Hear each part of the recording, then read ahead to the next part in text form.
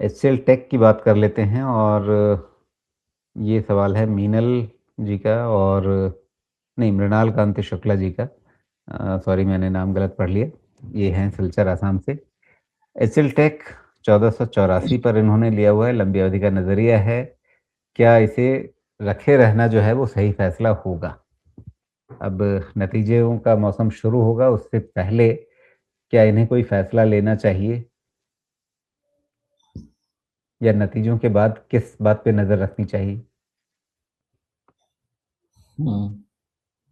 नहीं, बिल्कुल ध्यान रखिए, बिकॉज नंबर्स बहुत ज़रूरी है ध्यान रखना। एचसीएल टेक का लास्ट क्वार्टर का रिजल्ट डिसअपॉइंटिंग तो नहीं था, ठीक ठाक ही दिख रहा है।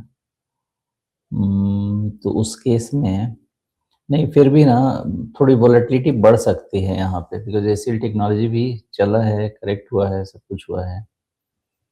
देखिए, बहुत ही क्रूशियल लेवल पे है, रिजल्ट बहुत इंपॉर्टेंट होगा और उसको आप ध्यान रखिएगा। रिजल्ट के बाद ना एक अभी क्लोज कितना 1635, ठीक है। 1550 is something to look at. 1550 इसका रिजल्ट के बाद आप ध्यान रखिएगा, और मैं ये भी कहूँगा कि उसके बाद आप फिर से पूछिएगा, क्योंकि रिजल्ट के बाद ही कुछ समझा कहा जा सकता है। फिलहाल एक 1550 का नंबर है और दूसरा 1600 का ही नंबर है। क्या होगा 1600 के नीचे, इसका और डीपर करेक्शन हो सकता है, और 1550 के नीचे थोड़े खराबी और ज़्यादा बढ़ सकती है। तो रिस्क मैनेजमेंट करना तो चाहिए, क्योंकि होगा क्या राजीव जी कि अगर रिजल्ट अच्छा नहीं हुआ तो जो आप अभी थोड़ी देर पहले एक राउंडिंग टॉप वाला जो थियरी कुछ कुछ में दिखा रहे थे, इसमें भी ना एक rounding top and lower top वाले सिचुएशंस बन रहे हैं। एक टॉप आपको मिलता है इन जनवरी 25, दूसरा उसका छोटू टॉप मिलता है आपको इन जून 25, तीसरा उसके नीचे का छोटू टॉप आपको मिलता है इन दिसंबर 25। ओके, हमारे पास लोअर लो नहीं है तो हम इतने नेगेटिव नहीं हो सकते इस पे, लेकिन हायर हायर हाई भी नहीं है तो हम उतने पॉजिटिव भी नहीं हो सकते हैं। एंड अकॉर्डिंग टू दिस 1600 के नीचे ये लोअर टॉप के करेक्शन इंटेंसिफाई हो सकते हैं 1550 के तरफ, और 1550 के नीचे और ज़्यादा हो सकता है। एक नंबर आप याद रख लीजिएगा आज ही, 1475।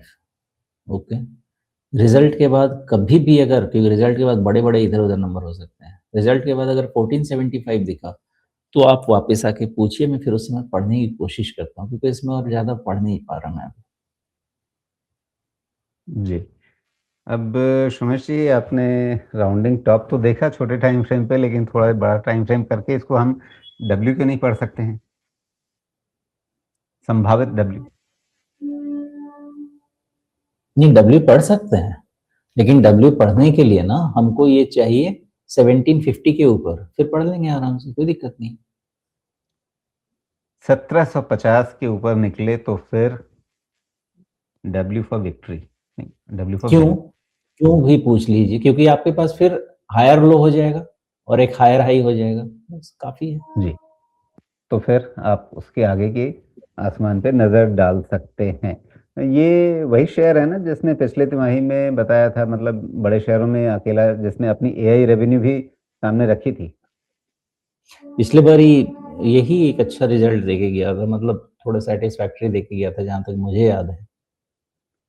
तो अगर उसी तर्ज पे आगे बढ़े और इस बार भी बाजार को खुश रखा, तो कटोरी देखने के बदले या टोपी देखने के बदले फिर हमें डब्ल्यू देखना चाहिए क्या?